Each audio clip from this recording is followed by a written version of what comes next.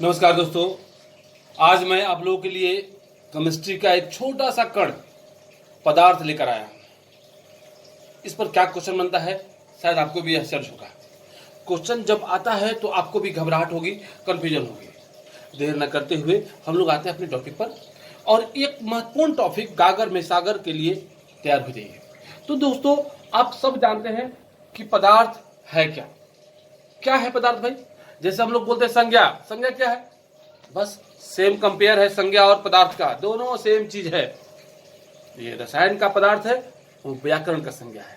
तो दोनों क्या है? जो दिखाई दे, जिसको छू सके, देख सके, महसूस कर सके, सब पदार्थ है। अब क्वेश्चन आता है, संज्ञा भी तो वही है, नाम स्थान व्यक्ति संज्ञा कहते हैं। तो खैर बात की बात है, लेकिन जो दिखाई दे रहा पदार्थ है, तो पदार्थ के रूप कितने होते हैं, प्रकार कितने होते हैं?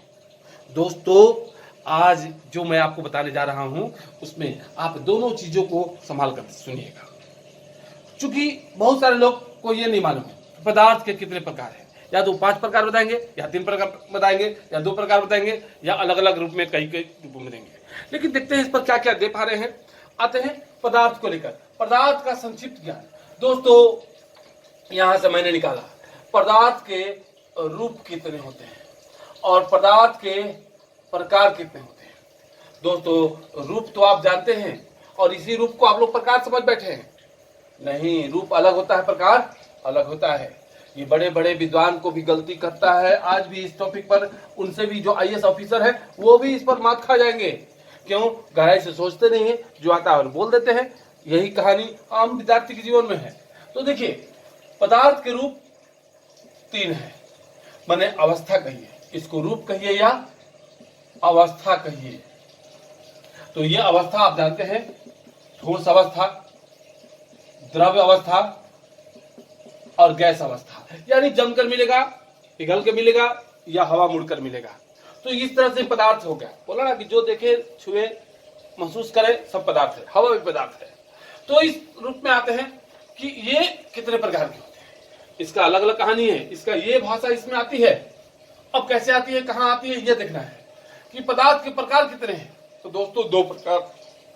कोई भी चीज जो हमको ठोस में हो या द्रव में हो या गैस में हो, शुद्ध गैस है, अशुद्ध गैस है। शुद्ध पानी है, अशुद्ध पानी है।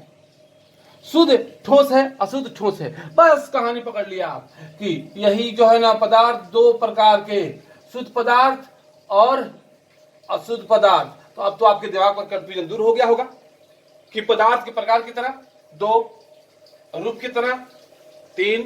अब आइए, ये शुद्ध पदार्थ कितने प्रकार के? दोस्तों, अभी भी कंफ्यूजन होगा। 4, 5, 2, 3 ऑप्शन देंगे, गड़बड़ हो जाएगा। आइए देर ना करेंगे और वीडियो के माध्यम से समझे कि 2 प्रकार, तत्व और यौगिक। अंतर निकालिए। क्वेश्चन डालता, तत्व किसे कहते हैं, यौगिक किसे कहते हैं। तो देर ना करते हुए अंतर निकाल लेते हैं। जो भी अंतर है कि तत्व वह शुद्ध पदार्थ है जो एक पदार्थों की निश्चित मात्रा से बनता है।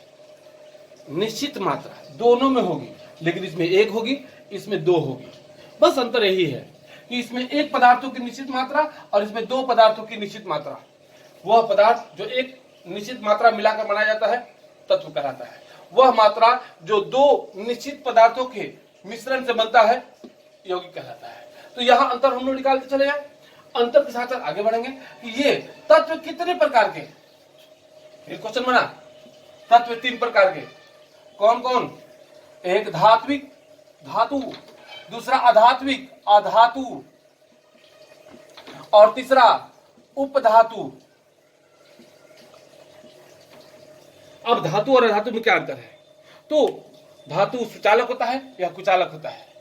इसको पीट कर पतला बनाया जा सकता है, इसको नहीं बनाया जा सकता है। इसमें चमक होती है, इसमें चमक नहीं होती है। ये भारी होते हैं, ये अपेक्षा हल्का होता है। ये कठोर होते हैं, ये धुरस्तर होते हैं। इसके अलावा बहुत सारे और अंतर भी हैं धातु और अधातु में। तत्व और यौगिक पर अंतर निकाले, धातु और धातु में अंतर निकाले। तो आते हैं यौगिक पर। यौगिक कितने प्रकार होते हैं? दोस्तों, यौगिक के भी 2 प्रकार। एग्जाम और जानकारी के लिए इंपॉर्टेंट है। तो 2 प्रकार कौन कौन हुए? तो कार्बनिक यौगिक, जो आप हर बार पढ़ते हैं, और अकार्बनिक यौगिक।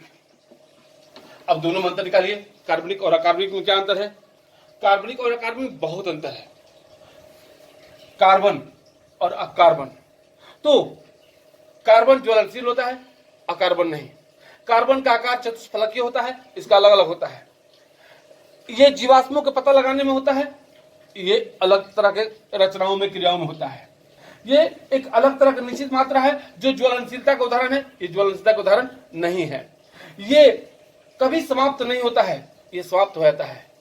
ये बनाए नहीं जाते हैं बल्कि स्वतः बनते हैं, ये बनाए और बिगाड़े जाते हैं।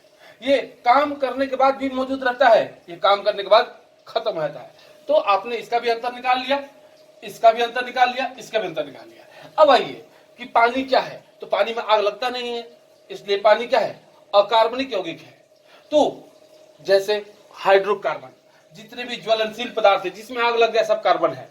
सीधा समझिएगा, अगर किसी चीज में का आग नहीं लगा तो इसका मतलब उसमें अकार्बन की मात्रा आ गई।